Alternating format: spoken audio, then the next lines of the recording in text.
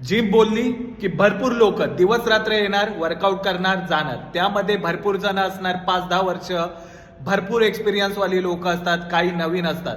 तर यामध्ये नेमकं काय होतं, जी नवीन मुलं असतात ना, ती एक्सपिरियन्स लोकांना बघत असतात की वर्कआउट कसा चालू आहे आणि मग स्वतःला ना एकदम खालच्या लेवलचं फील करतात. तर अशा मित्रांना फक्त एकच सांगायचं आहे की इथे ना भरपूर लोक जी तुम्हाला दिसतात ना, कोणाकडेच लक्ष द्यायचं नाही आणि मनात हा विचार कधीच आणायचा नाही की काय तो वर्कआउट करतो, आपल्यापेक्षा भारी वर्कआउट करतो. कधीच नाही मित्रांनो.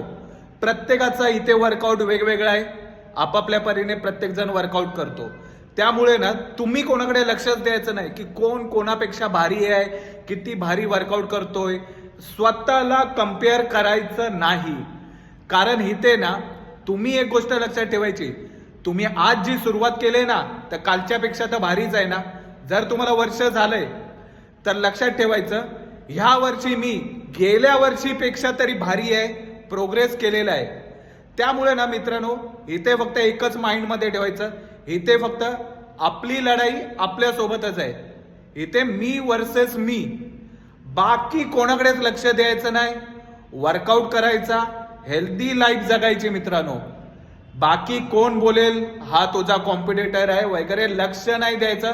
स्वतः पॉझिटिव्ह राहायचं, वर्कआउट मेहनत करत राहायची.